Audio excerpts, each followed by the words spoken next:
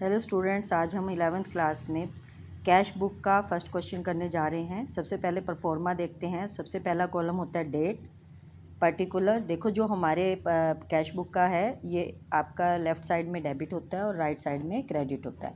तो left side में आपका डेट, पर्टिकुलर, वाउचर, उसके बाद लेजर फोलियो, अमाउंट, फिर दोबारा से date, particular, voucher number, ledger folio, then amount. ठीक है, क्रेडिट साइड का।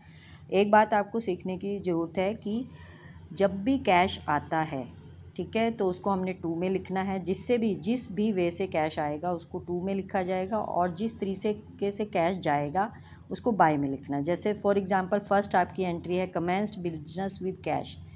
कैश आ रहा है बिजनेस के अंदर तो टू कैपिटल आ जाएगा, अमाउंट को हम यहाँ लिख रहे हैं। इसी तरह से बाय में कब आता है, जब हम कोई हमारा जाता है। फॉर एग्जांपल सेकंड वाली जो इसमें है 3 मई को बोट गुड्स फॉर कैश, यहाँ पे परचेजिंग हो रही है तो बाय परचेजिंग। ठीक है, बाय परचेजिस में आपका बाय में आ रहा है।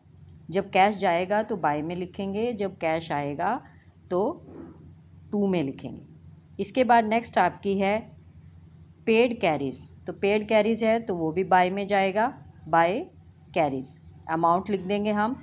नेक्स्ट है आपकी sold goods to for cash.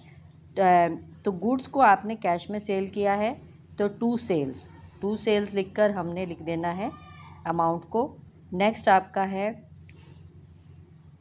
Received from Ram, Ram से रिसीव हुआ है तो यहाँ पे इसको भी हम टू राम, क्योंकि राम से हमने रिसीव किया है, कैश आ रहा है तो टू में दिखाया जाएगा। नेक्स्ट आपका है पेड टू शिव कुमार, शिव कुमार को पे किया है तो कैश जा रहा है तो बाय शिव कुमार।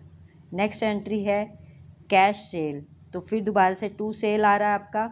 नेक्स्ट है purchase furniture for cash for office use, तो फॉर कैश आ गया तो बाय फर्नीचर, यहाँ पे 5000 आ गया।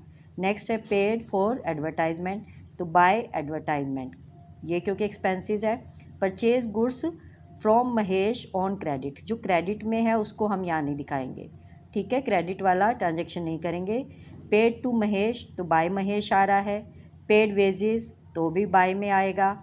रिसीव्ड फॉर कमीशन, तो ये आपका टू में आ जाएगा, to commission. Withdraw for personal use, ये बाय में आएगी, बाय ड्राइंग, पर्सनल यूज़ का बाय ड्राइंग। उसके बाद पेड सैलरी, तो सैलरी का आपका आ जाएगा बाय सैलरी। अब आपने देखना है कि दोनों साइड के आपने डेबिट और क्रेडिट के टोटल कर लेने हैं और उनको माइनस करना है। कैश बुक का हमेशा डेबिट साइड ही बड़ा होगा, क्योंकि जो अमाउंट होगी तभी तो हम उसको खर्च करेंगे ना। तो डेबिट के कॉलम से माइनस करेंगे क्रेडिट का,